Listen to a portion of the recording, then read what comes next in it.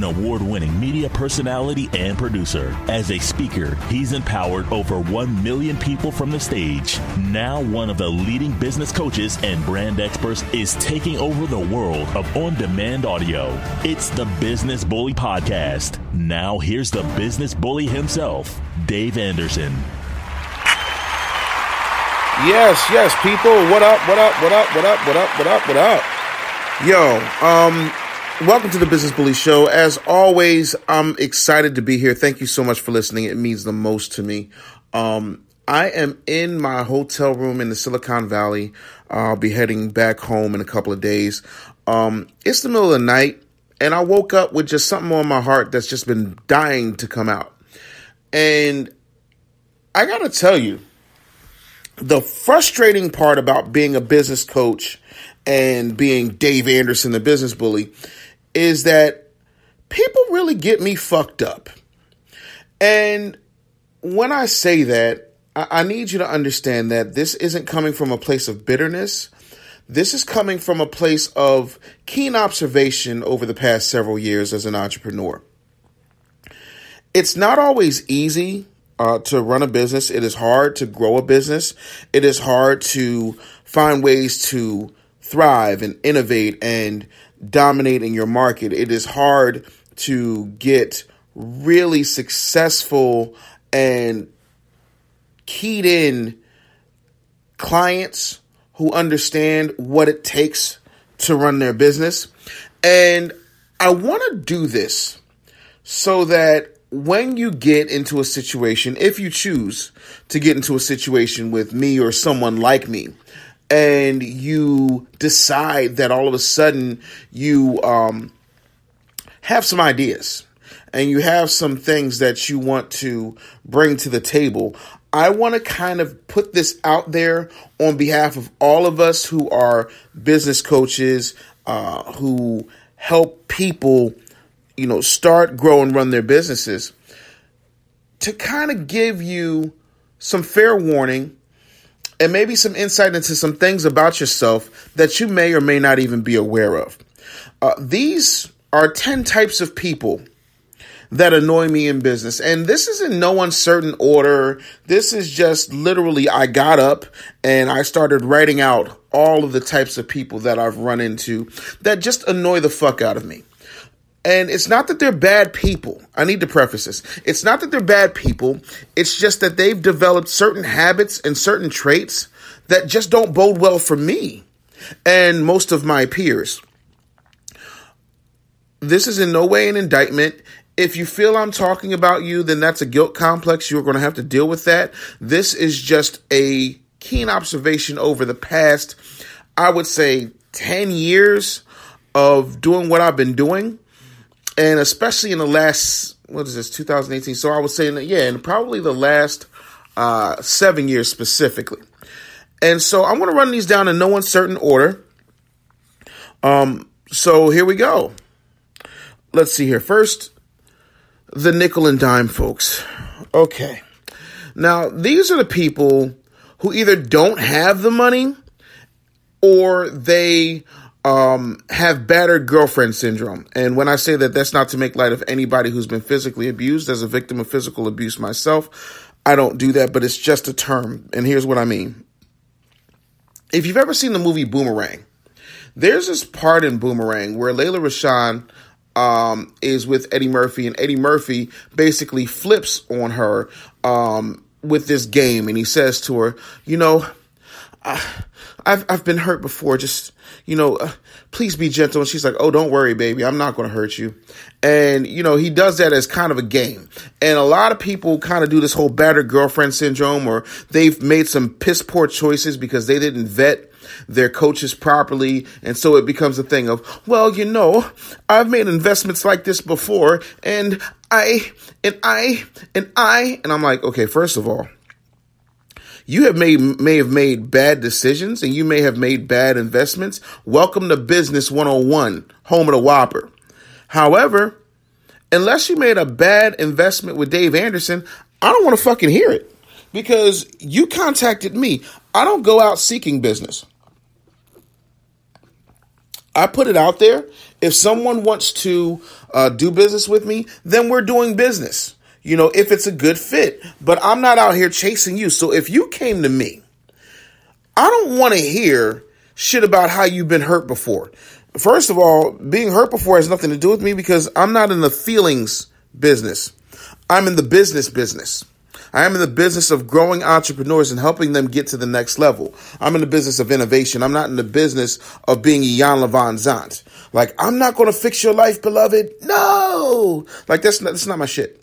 So Music Soul Child has a song that says, first things first, now recognize who is with you now. Secondly, you can't blame me for how you were treated before I came. Because I'm not Stephen, Anthony, even Leroy, or Ivan. Damn girl, I've been right here for you since day one. So where is all this coming from? See, now I'm not to blame for the pain that was caused by previous cats who had your business before me. Now, I took some liberties with the lyrics, but you get the point. I ain't got shit to do with what happened before me.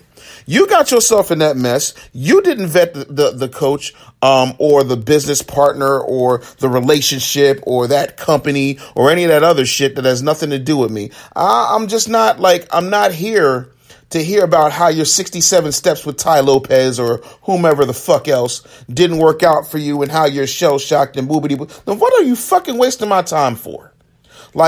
Really, why are you seriously wasting my time? I don't think you understand how precious my time is for me. If I get a good 8 hours of sleep, I'm a happy camper. Some of the best sleep I get, because I'm ripping and running all over the place, is usually on the plane. Or it's usually when my kid is at school, if I'm able to get some winks, because sometimes my goals keep me up, my dreams keep me up. And so my time to me is extremely valuable. So if you're not ready, and if you're coming to me scared, save your time, your money, and your energy and come back to me when you get some balls. No indictment, no hard feelings, but I'm really not here for that nickel and dime shit. Also, if you don't have the money, I'm not really interested in hearing about it. Okay, cool. If you don't have, you don't go to McDonald's and say, listen, I don't have the money for a number 3 with cheese, but I'm hoping that you're going to give it to me anyway for the lint in my pocket and a smile. You'll get laughed out of motherfucking McDonald's. You know what I'm saying? Because you wouldn't pull that shit there. So if you wouldn't pull it on a fucking $7 burger meal, don't come pulling that shit on me. Because I'm a much greater investment. And quite frankly, my pedigree and my skills deserve better than that. And I'm sorry if this may rub some of you the wrong way, but quite frankly, I just don't give a fuck. That's how I feel. You got to get your money up. You got to get your weight up. And you've got to be willing to invest in your business. All this, I want something for nothing. Nah. And that's why I don't do a whole lot with people who don't have my my fee, simply because the people who don't have my fee, not only do they bitch and moan about what it costs to employ my services, but then for the little bit of money they do try to give you, they want you to be a 24/7, 365-day-a-year concierge service where they're constantly bugging you about this and about that and about this and about that. And I'm going to be fun. I'm going to be real with you. Fuck your $500. Real rap, that's not, and I'm not being funny, and this isn't me being arrogant. This is me telling you straight up and down, yo, that's no money when it comes to growing your business. I've had clients that I've had probably for the past 6-7 years invest thousands in me, and they continue to invest thousands in me because my return on investment is that much greater. And if you don't have the vision, the forethought, and the self-confidence to see my value, kick rocks barefoot on broken glass, because I don't have time for you. So that's one. And again, these are in no uncertain order.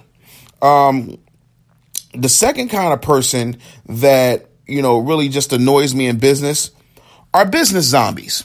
Now, for those of you who are not up on horror movie or horror TV show vernacular, a zombie is basically an undead creature that does not have any real fully functioning process, except for all they want to do is pick at and eat the brain of a living human being. Like, that's their goal. All they want to do is eat the flesh of a human being, and they particularly tend to like brains.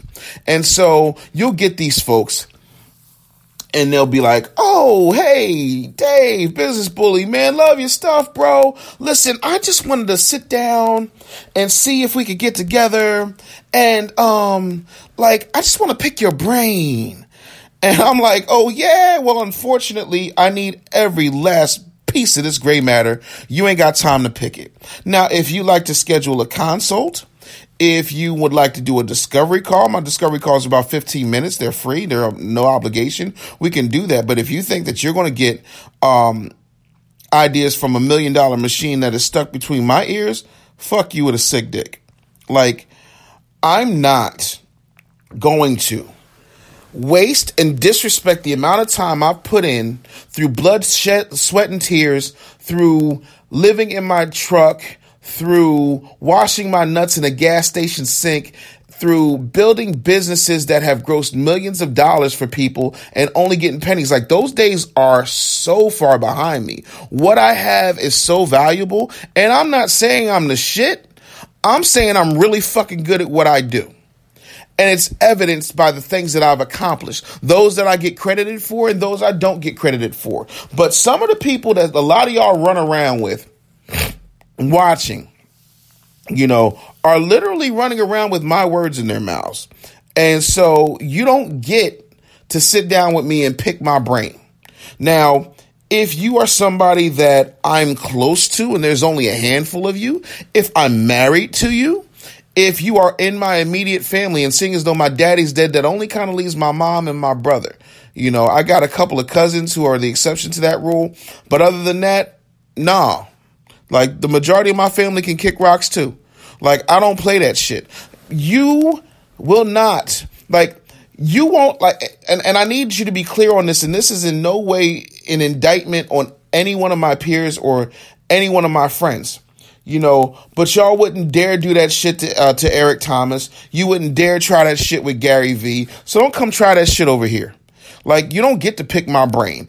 And just because you knew me back, okay, bitch, you went to high school with me. And when I say bitch, I don't mean female. I mean just generally, because it's bitch made to think you're going to come pick my brain for free. You went to high school with me, but that don't give you license or carte blanche to, think that you're just going to rock and roll and not cut my check. Like, nah, that's not how that works. On top of that, if I give you something and it's valuable, it's not like you're going to kick me back some bread. That's why I like my bread up front. I really do. At the end of, what is it? Oh God, I can hear it clear as day. It's a Fetty Wap song. At the end, the boss says, money on the wood make the game go good. Money out of sight cause fights. So you cut that check. Listen, we could sit down and we could go through your business with a fine-tooth comb. I ain't got no problem with that. Matter of fact, I'm getting ready to work on a TV show where that's exactly what I do. I go through your business with a fine-tooth comb, and then I start pushing you to the point where you start growing your business. But that's primarily for brick and mortar. I'm not doing a whole lot of online businesses because they don't really play well for television. But no, you can't sit around and my intellectual property is one of my greatest assets. When I die, and that's a foregone conclusion. We all are going to die. Ain't nobody making out of this life alive. When I die, I want to make sure I have enough intellectual property so that my kids and my kids' kids will be able to thrive off of that. I don't see a whole lot of black Andrew Carnegie's out here. I don't see a whole lot of black Dr. Wayne Dyers out here, meaning people who are long since dead, but their families reap the benefits from what's inside their heads. And so, literally, I'm putting shit in the can that I've never, ever planned on releasing while I'm breathing, because it's important to me that you have some stuff when I'm not here, because I got a lot of things in my head that I want my kids to benefit from. And I'm just supposed to hand that over to you. Why? Like, I don't really understand the logic in that.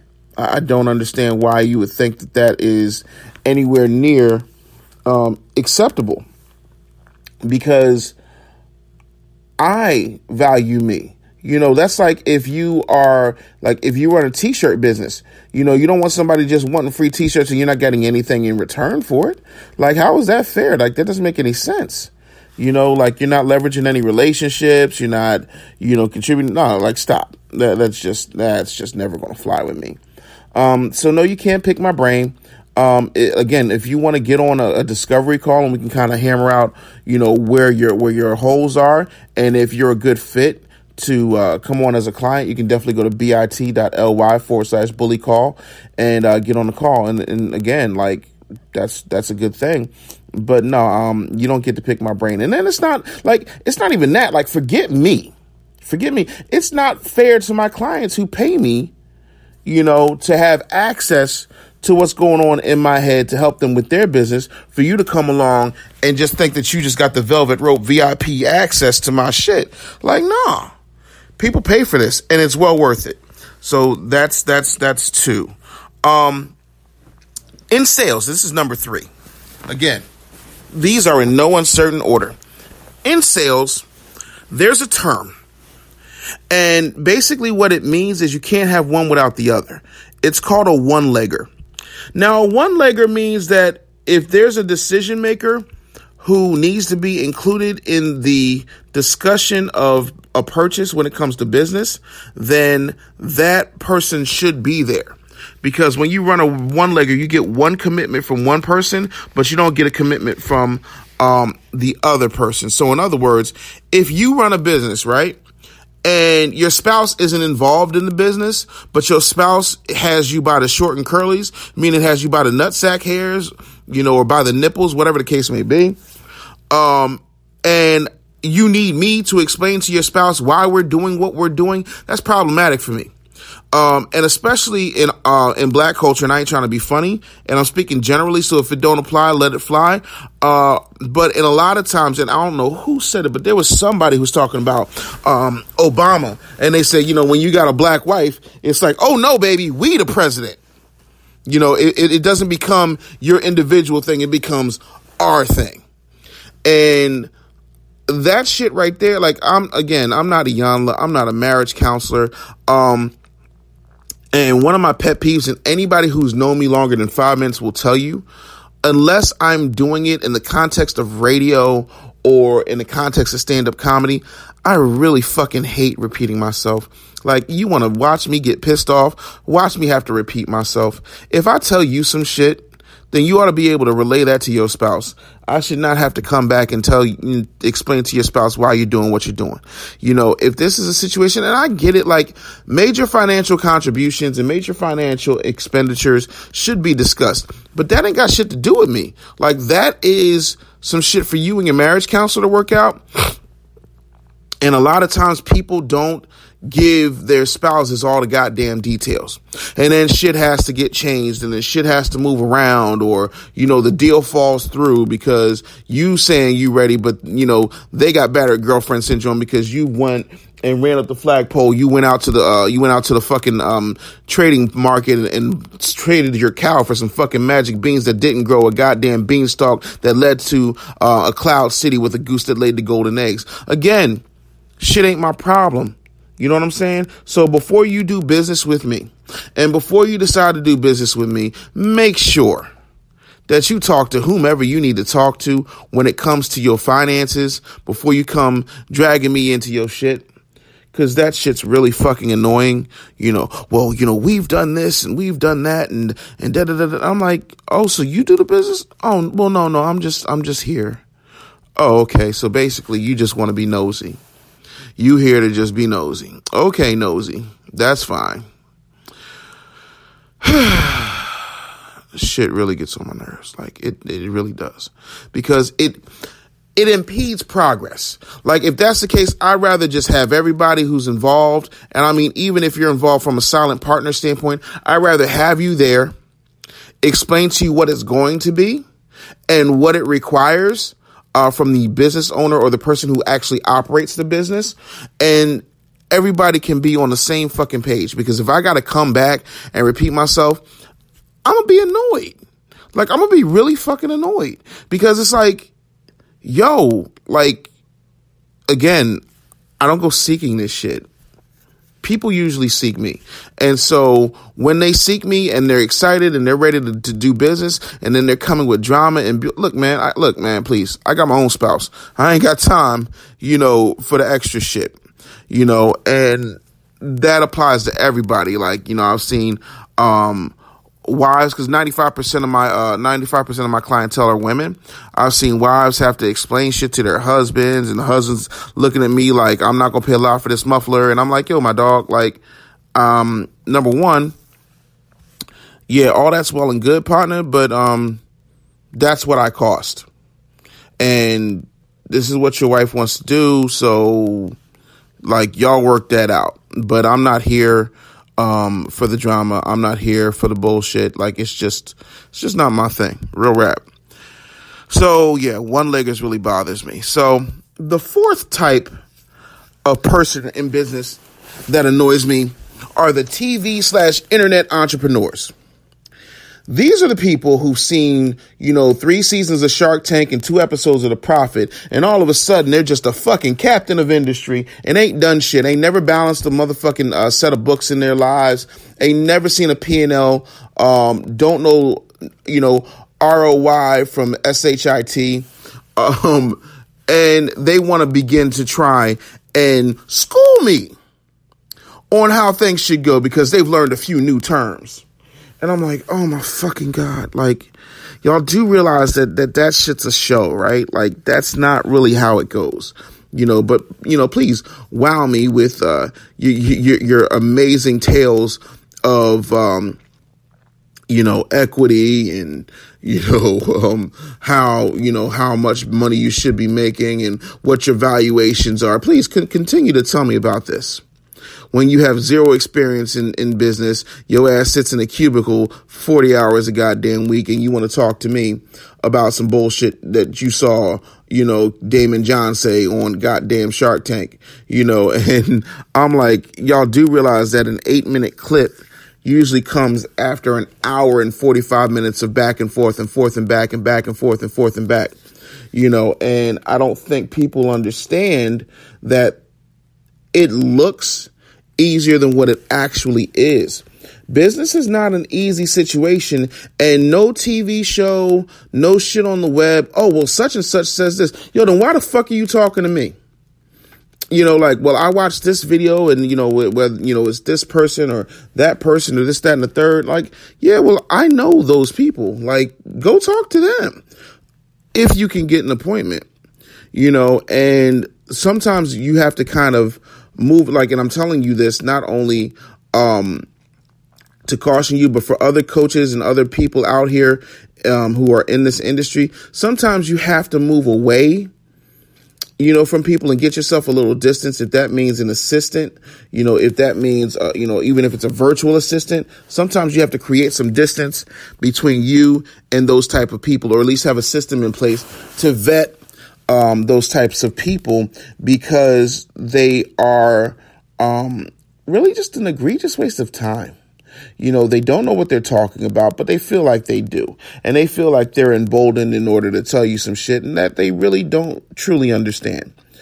And yeah, I don't give a damn what you've seen on the web. I don't give a damn what you've seen on YouTube. My process is my process. And yeah, I'm not going to alter my process simply because it fucking works. And because it fucking works, I could really give a fuck about how you feel or what you've seen and how that works for you. Because if you already had those answers, why the fuck are you coming to me? And that's, what I'm saying? Like, that should click. Like, okay, if I had all this figured out, then why the hell am I here? So let's see. So we've gone over 1, 2, 3, 4. Okay, number 5. Oh my God. I call these people fiddlers. when I was in college, and I'd read the book and I'd seen different versions of it. When I was in college, I went and saw Fiddler on the Roof. And for the first time, it really hit me. Now, there's two things in Fiddler on the Roof that hit me hard. The first was there's a song that the main character sings, and it's like, if I were a rich man, and like the first thing about it that struck me was that, like, okay, most black folks know that song because it's a reggae song, or so they thought. But it actually comes from Fiddler on the Roof. The second thing that struck me is it's basically about these villagers, and all of them are caught up in one particular word: tradition. So traditionalists always talk about, well, I've always thought, and everybody else has done fill in the blank. And I'm gonna need you to I'm going to need you to understand some shit about Dave. And when I speak in third person, I'm annoyed. I'm the type of dude that I've never given a fuck about tradition. At fucking all. Never, ever, ever. Like, if it's tradition to, like, all right, I'll tell you a story because I need you to understand how far back this goes. It's 1982, so like 82, 83, and I had a kindergarten teacher. First grade. So it's like 1983, so it's first grade. And I had a first grade teacher. She got pregnant or she got sick or some shit, so she was out of there. So they bring in this other teacher, and she's trying to teach us how to write on this paper that wasn't paper that we were taught to write on. The paper that we were taught to write on had 3 lines. The top line was solid. The middle line had dashes in it. And then the bottom line was also solid. So it kind of looked like a road, And the reason they had that was, see, if you took a letter up to the top line, that means it was going to be a capital letter. And anything below the middle line was where most of the lowercase letters hung out. With the exception of like D's and F's and, T's and shit like that, like long letters. And so everybody is sitting there frustrated because they're not used to writing on this other kind of paper that isn't the paper we were learning on, that had like the highways on them, and, for lack of a better term. And everybody's just sitting there, because no one wants to challenge the teacher. And I'm like, excuse me, this is the wrong paper. I'm like 4 or 5. Okay. And so the teacher's like, no, it's not. This is the paper you're going to use. And that's just what it is. And I'm like, well, no, I'm not, because this isn't right.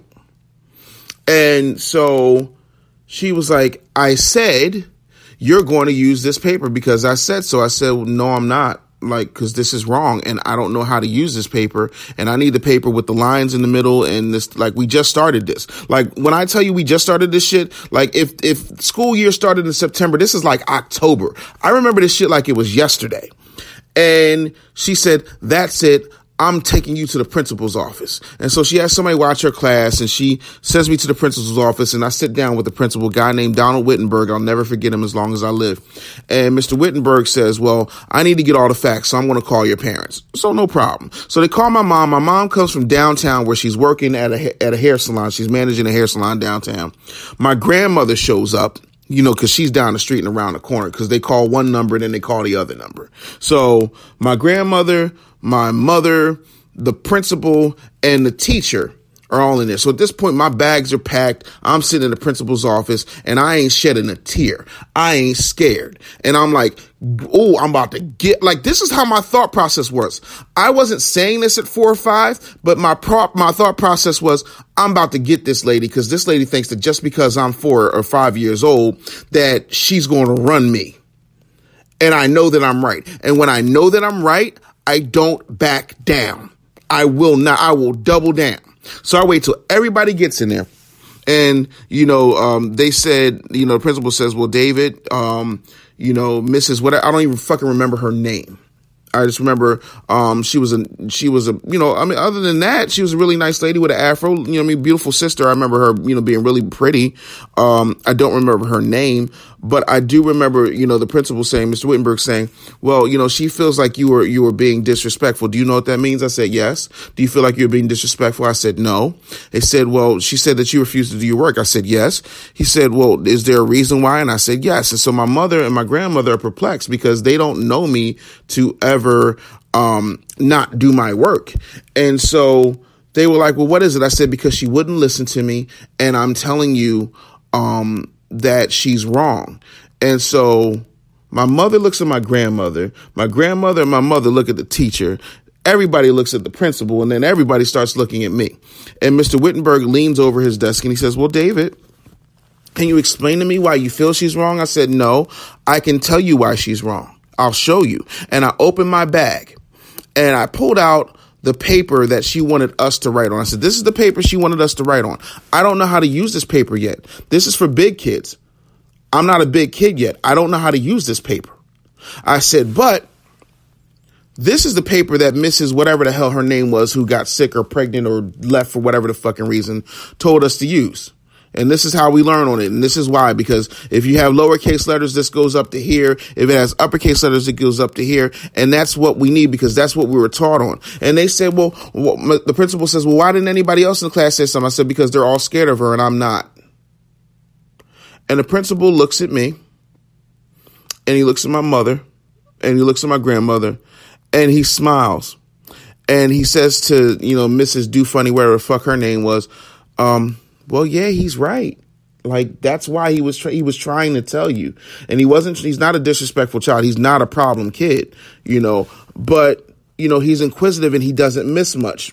So, they sent me home for the day, so I went home, we had lunch. And so that afternoon, my mother and my grandmother was calling the whole family, talking about Dave up there teaching the teachers. God knows, like, you just can't take the kid nowhere.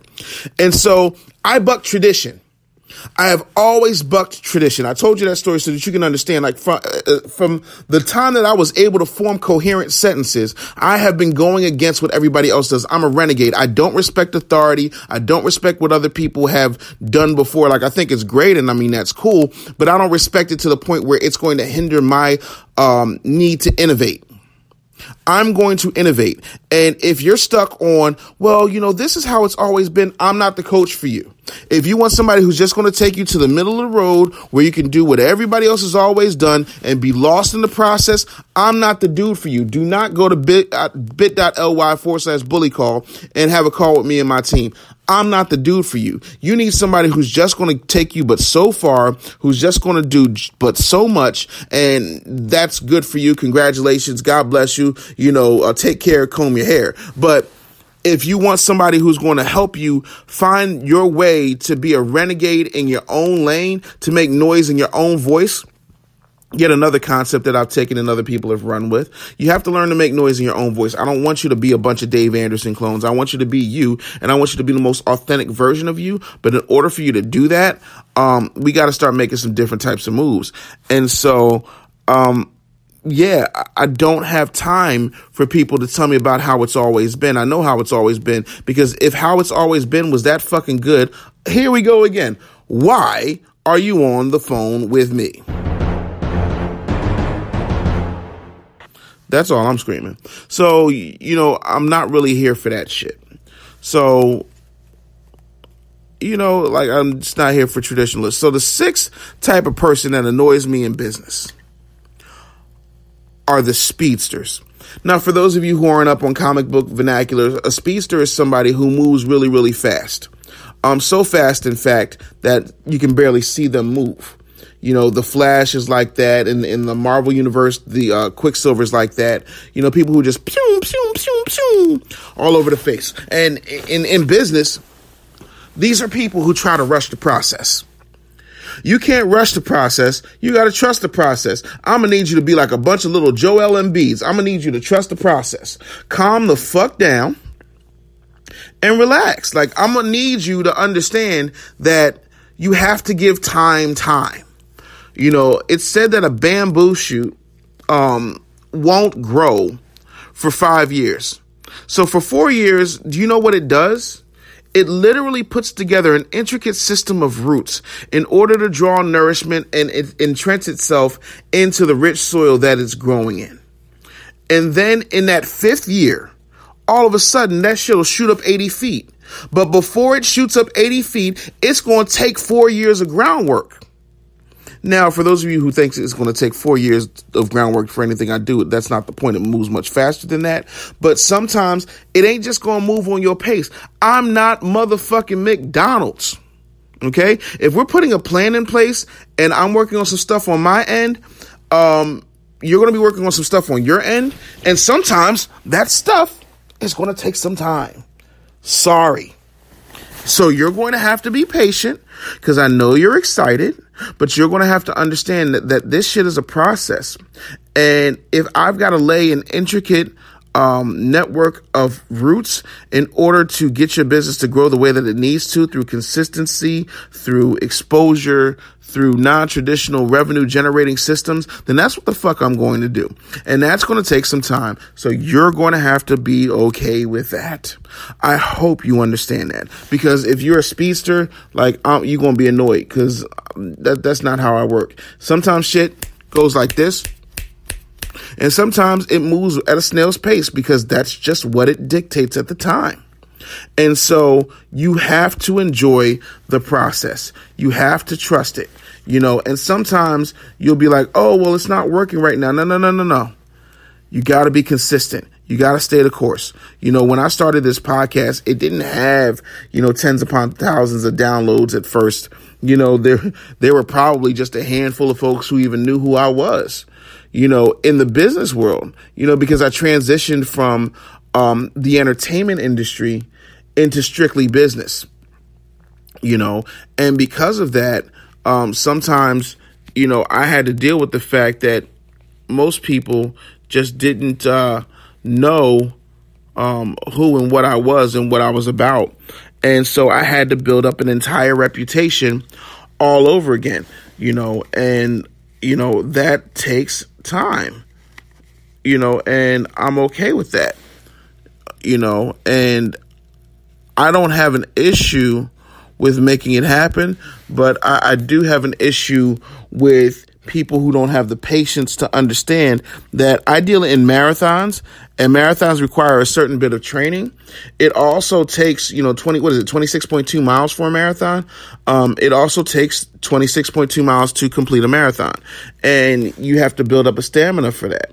So if you're a speedster, I'm not the coach for you. Please move around, go Zoom someplace else, because I'm not that dude. I'm not going to rush the process because of your feelings. That's just not how it works. Number 7, again, and these are in no certain order, of people in business, the types of people who are in business who annoy me. These people are butt butts. I call them butt butts.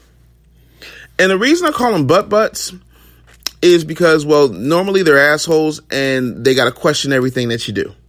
So when I'm telling them, hey, I need you to do this, this, and that, and they're like, but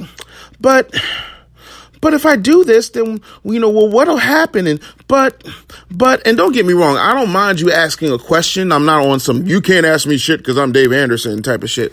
But I am on some, you wanted me to help you get to the next level. This is how you do it.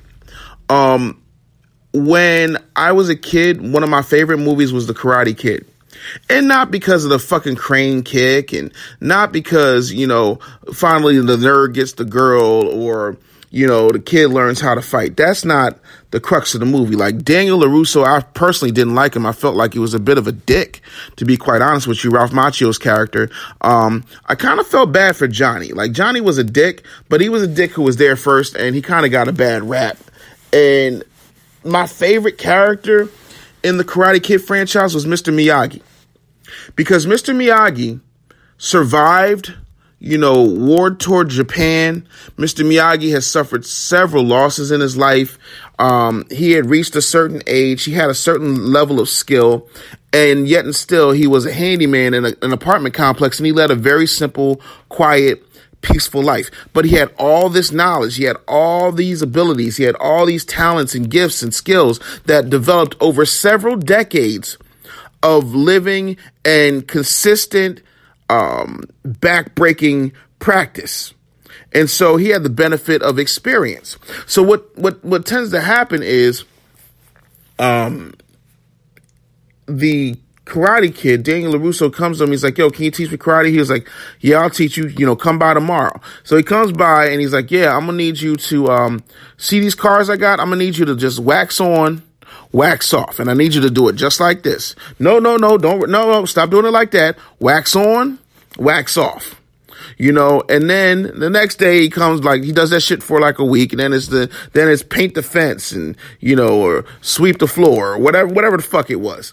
And, the kid gets frustrated. He comes to Mr. Miyagi. He's like, yo, this is some bullshit. You turning me into a slave, this, that, and the third. Like, I ain't learned shit. You're supposed to be teaching me karate. This is some bullshit. Da, da, da, da, da, da. And so Mr. Miyagi looks at him. He's like, okay. Well, show me wax on, wax off. And then all of a sudden, he starts doing the movements, and then Mr. Miyagi's showing wax on, wax off, paint the fence, like, so he was teaching his body the muscle memory it needed to get where it needed to be. But the one thing that Mr. Miyagi never had fucking entertained was the butt, wax on, wax off, paint the fence, sweep the floor. You ain't got to understand what the fuck is happening. I'm going to just need you to do it because you're too close to the shit. In other words, you can't see the picture because you're in the frame, but there's a reason and a methodology behind why things are happening the way that they're happening. And if you can't catch that, I don't know what the fuck to tell you. You know what I'm saying? But I don't have time for the butts. Like, I'm going to need you to execute. You have to trust that I don't know anybody who doesn't know me, who doesn't know that I'm a bit different, who doesn't know that I am about doing things in a very unconventional manner. And so, I really don't get why butts are acting like butts. Cause telling me about butt and I, and like, I could care less. I could just do it or not. Like, you know what I'm saying? You paid your money. I suggest you do it. I'm not going to steer you wrong. I'm not going to let you take a L. Just follow. Sometimes the hardest position in leadership is the position of being a follower. And when I say a follower, I mean you follow people who can give you wise counsel.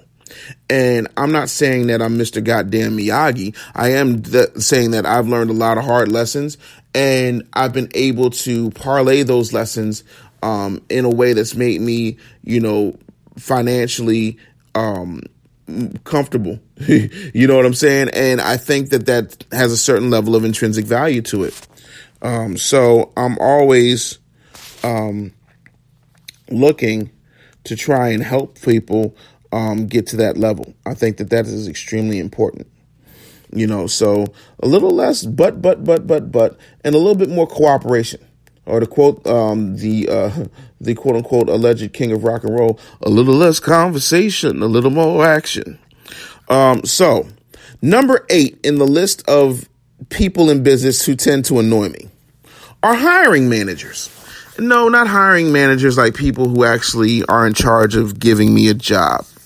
These are people who want me to coach them for nothing in exchange for a percentage of their back end.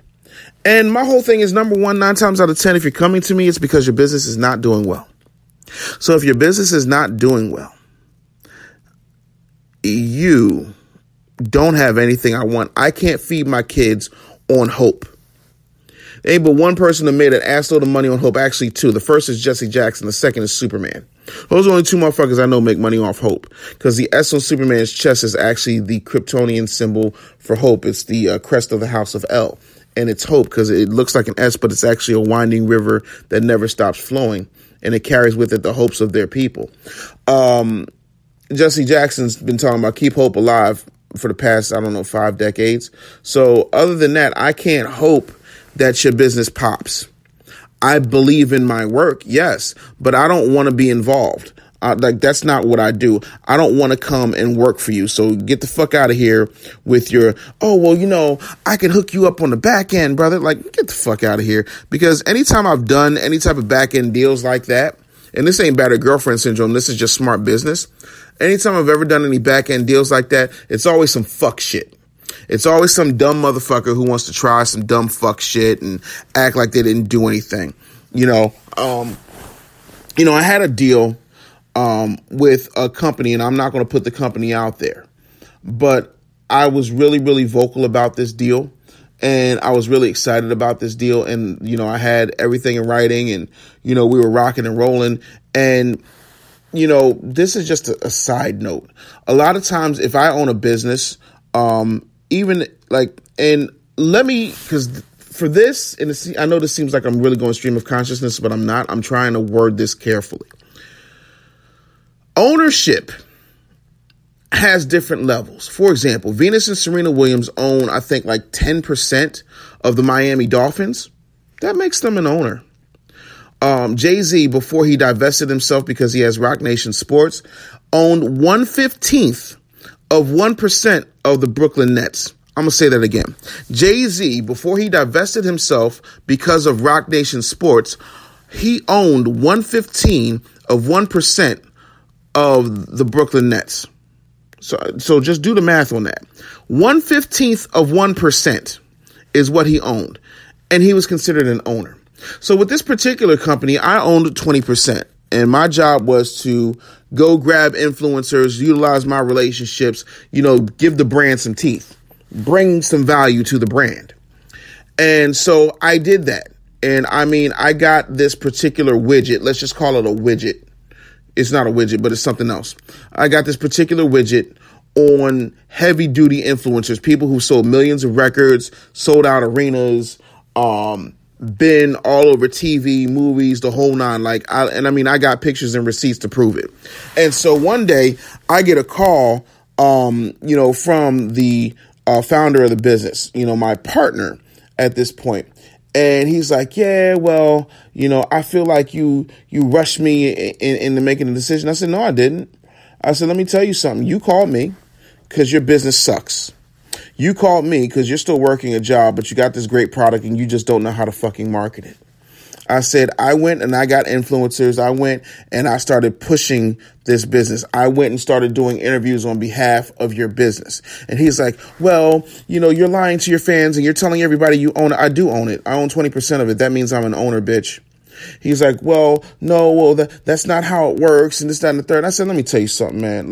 Because I will walk away from some shit because I don't like headaches. I really don't like headaches. And so what I did was I basically divested myself from my shares, and I wished him well.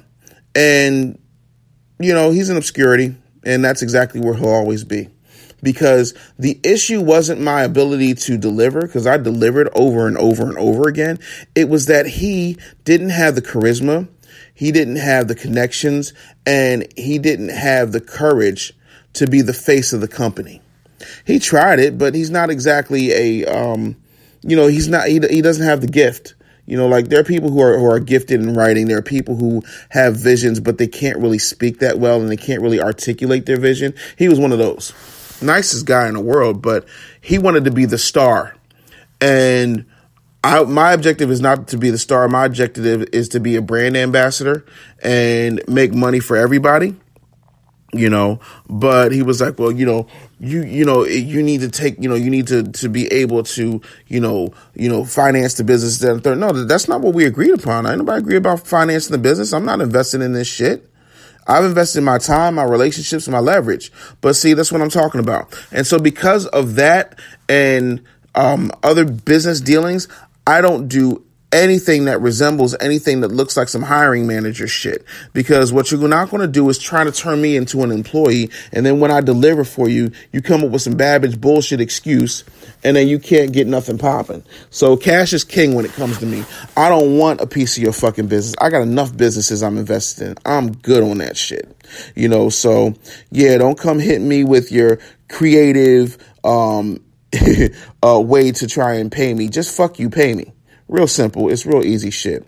We're coming to the end because I really want to wrap this up. So we got 2 more here. So number 9 is sort of like the hiring managers, but it's a little different. These are people who pay me my money. They pay me my money. And they expect me to run their business for them. I call them remote controllers.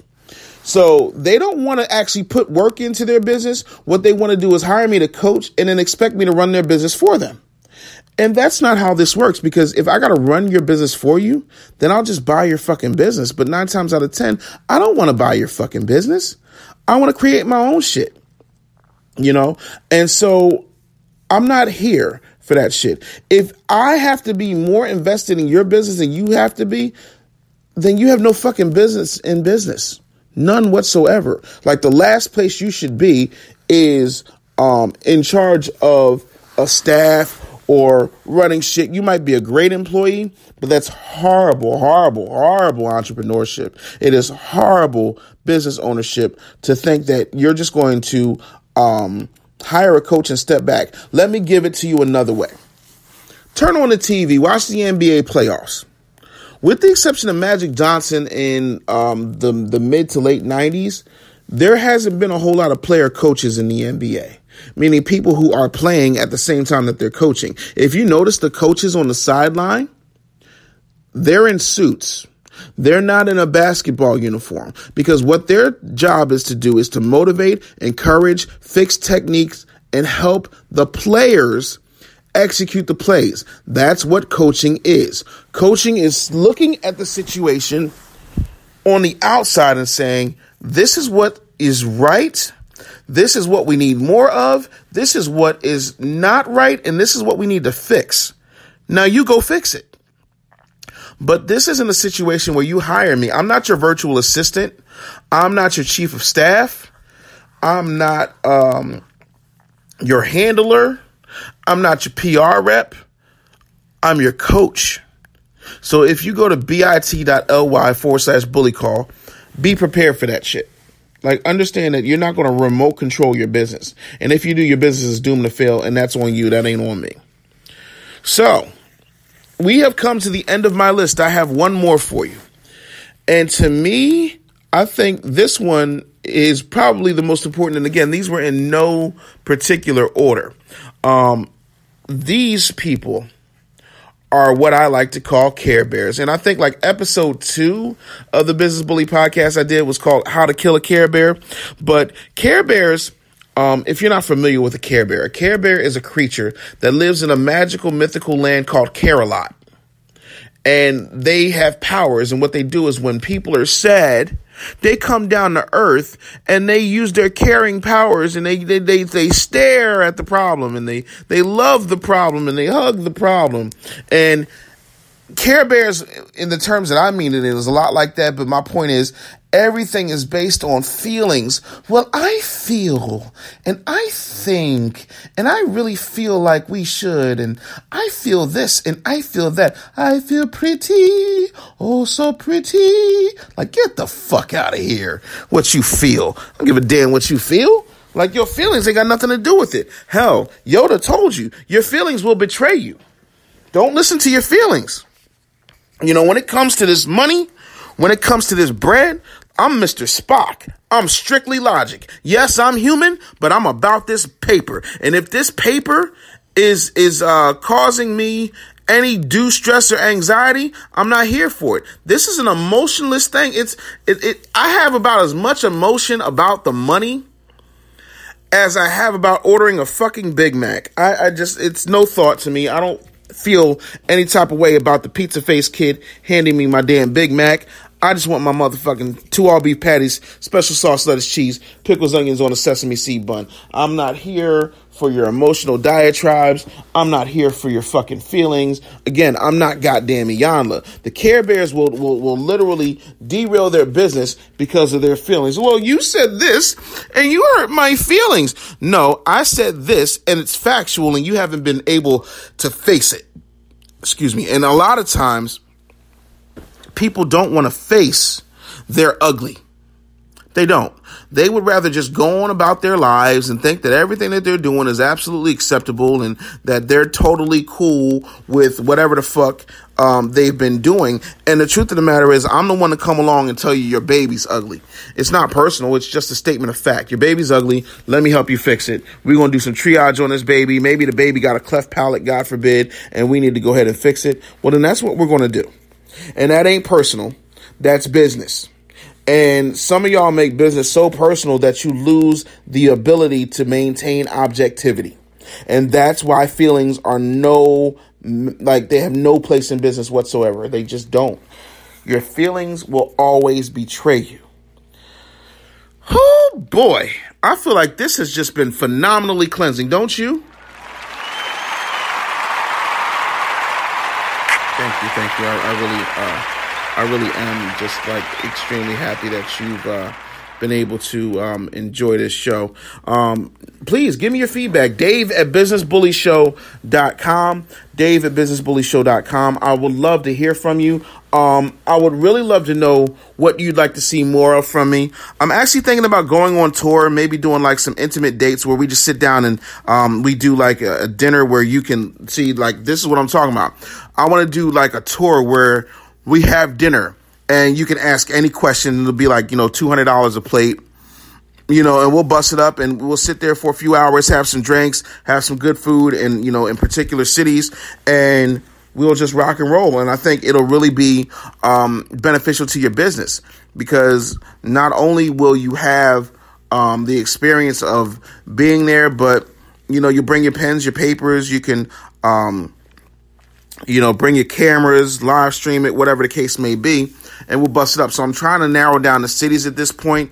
I know Atlanta is one of them. I know I might do New Orleans. Like, I'm really putting that together right now. So if you're down for that, I will create some type of event and let you know when you can buy tickets, how all that good stuff works. And, we'll make it happen, man, because I think it's going to be stellar. I think it's going to be something that I'm going to do, probably once or twice a month in different cities, so I'll be hitting like 2 cities a month, and I think that that's really going to be cool. So if you have not subscribed to the show and left a review, that would really help me. I don't really ask for a whole lot from you guys, especially if you're not a client, but I feel like I give a certain amount of, I shouldn't say I feel like, right? I give a certain amount of value for free, and I feel like I don't really ask for a whole lot from you.